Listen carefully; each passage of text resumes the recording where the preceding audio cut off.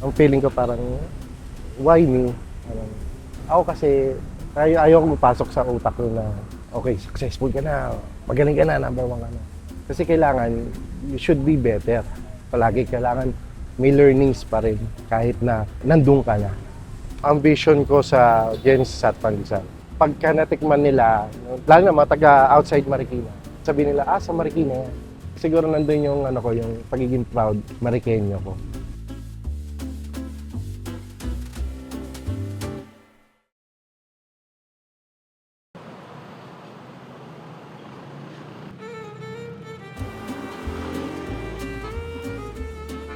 Siguro ma-describe ko yung sarili ko na parang pandesal connoisseur. Kala mo kung sino yun. Kasi bata pa lang ako, mahilig ako sa pandesal. Inuutosan ako ni AirPods noon. No, bili ka ng pandesal. Maliit lang na bakery yun sa kanto. Tapos, dumog yung tao, umaga. Kaya ako, maliit ako, bata ako eh. Lulusot ako sa ilalim. Lalabas ako ngayon doon sa harapan ng tindera. Sobrang, memorable sa akin yun. Even yung lasa ng pandesal. Nakalimutan ko lang yung pangalan ng bakery. Pero yung lasa ng pandesal na yun, kung ano man yung lasa na yun, yun yung lasang natatandaan ko na nandito sa Genesis Hatan. Noong nag-start kami dito, yung baker kong una, meron siyang sariling recipe noon. Sabi ko, sige, tweak natin yung onti, baguhin natin. Sa daming tapon noon. Kasi syempre, mag-test ka. Hanggang sa nakuha namin. Ito yung lasa ng pandesal na hinahanap. As much as possible, ginagawa namin consistent yung lasa. Ako, naniniwala kasi ako, kung ako nasasarapan, siguro naman masasarapan din yung customers na pagbebentahan. Bago ako magnegosyo, nagtrabaho ko bilang medical representative sa Mindanao. So, after 2-3 years ko sa company, lahat ng ipon ko, so nag-pull kami ng capital. Then, pinadala ko dito. Sabi ko, sige, kuha niyo ako ng pwesto, kuha niyo ako ng tao, gawin natin tong 24 hours na pandesal. Kaya rin siguro ako, gusto ko yung gantong buhay na maging negosyante. Kasi, bata pa lang ako, nag-negosyo rin ng aking mga magulang. Doon ako siguro unintentionally or unconsciously parang na-mold. Kasi hindi rin naman nila ako pinupush mag-negosyo or what. Ang lakas ng kutob ko sa mga bagay-bagay pagka alam kong para sa akin. Kasi yung unang pwesto ko, tinayo ko ng June 2011. Tapos yung pangalawang pwesto ko, tinayo ko na August. Dito lang yon sa may Lilac. So, lakasan ng loob kasi sabi ko, okay naman na nabawi ko naman yung capital. Thank God, yung mga kinukuha kong mga pwesto ngayon, daanan ng sasakyan, palibot ng mga subdivision. So, hindi lang yung residents doon, yung customers namin. Even yung mga outside Marikina, yung dumadaan lang. So, yun yung sigurong technique. Ultimo madaling araw kasi syempre may mga taxi drivers, saka may yung mga nagtatrabaho sa mga BPOs ganyan. So mga umuwi ng madaling araw, kikrave sila ng pandesal. Minsan gabi, kikrave din sila ng pandesal, which is kung dadali mo sa dati, parang ang pandesal umaga lang eh. Ngayon parang naging na siya eh, parang staple na anytime pwede kang makakain ng pandesal. So yun, pero yung utak ko rin, 24 hours.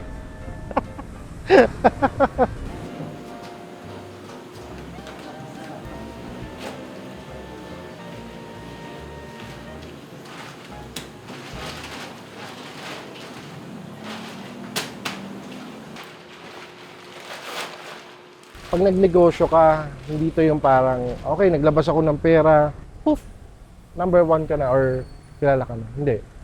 Totoo to. Dugo, pawis, pagod, lahat. Kailangan mo muna siyang pagdaanan. Kailangan gapangin mo talaga kung talagang mahal mo ang pagnenegosyo. Maganda kasing startup na magtayo ka ng negosyo sa hometown. Kasi una-una, kilala mo yung mga tao. May customers ka na kagad eh. Kasi malaman nila, uy, kakilala ko yan.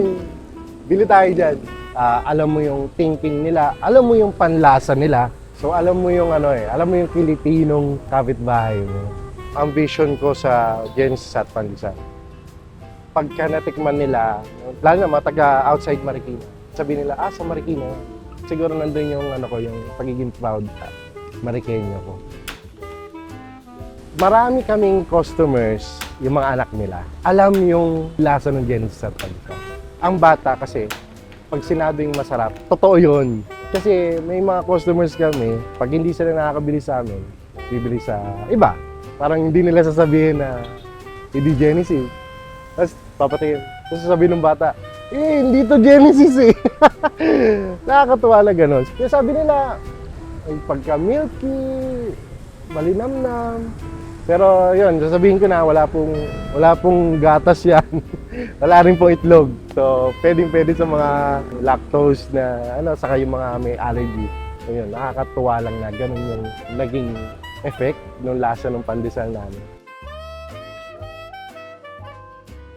Sa pandesal kasi wala talagang tapon yan. Kasi yung mga nare-reject, yung mga na-overtoast, ginagawa namin, tinutoast na ulit namin, then ginigiling namin. Ginagawa namin siyang breadcrumbs. Nakakatuwa and nakaka-amaze na pag kami nakakasalubong ako or pare nasa pwesto ko, may bibili dyan tapos sasabihin nila, galing pa ako Valenzuela. Oo, sabi masarap daw dito. Kasi kami, hindi rin naman kami masyadong ma-post sa social media. Ang nangyayari, nagiging parang word of mouth. So yun, nakakatuwa lang na they put effort na mapuntahan kami.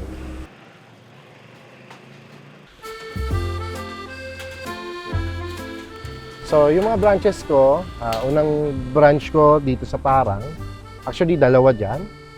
And then dito sa Lilac. And then of course dito sa along Ordonez. Susunod dun sa may Friendly Village. Then sa Divino Street. Ay, meron pa pala ako dito. Pataas sa may Champaka, 7. Sa may Bayan-Bayanan. Sa may Shoe Avenue. And then dito sa may tapat ng Sports Center, dun sa ilalim ng multi-level parking. Yun yung 10 branches na. Yung iba, matutuwa. Oy, 10 negosyo, 10 branch. Pero 10 sakit sa ulo. Pero, katulad nga ng sinasabi ko palagi, yun yung good problem. Yun yung mga problema na masarap resolbahin kasi mahal ko yung negosyo ko.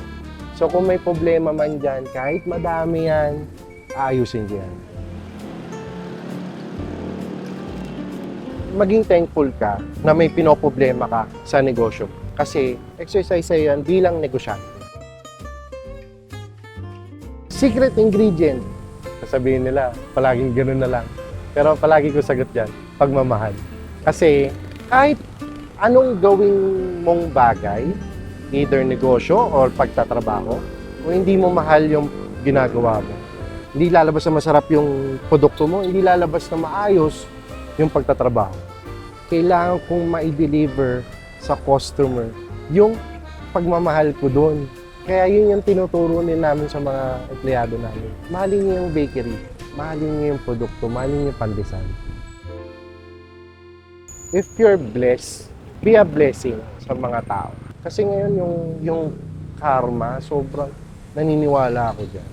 So, make sure maging maayos kang tao. Dahil na kung nangyayari-negosyo ka, and lalo kung meron kang mga tao under you. Be a role model sa mga employees. And at the same time, sila rin, re-respetuhin nila yung negosyo mo, ikaw bilang employer. Wala namang special sa ginagawa ko. Sa totoo lang, nadagdagan mo lang ng sipag, ng tiyaga, ng talino. Katulad sa Genesis, in the beginning, you start again and do better. Kung may nagkamali ka man or may ginawa kang tama, mas paitingin mo pa. Hindi po ako si Genesis. Hindi ko siya pangalan. Ang Genesis ay galing sa Bible, which is napaka-positive na pangalan. Ang lakas din ng retention sa mga customer. Kasi minsan, hindi na nila sinasabi na, bili tayong pandesal. Kasi sabi na, bili tayong Genesis.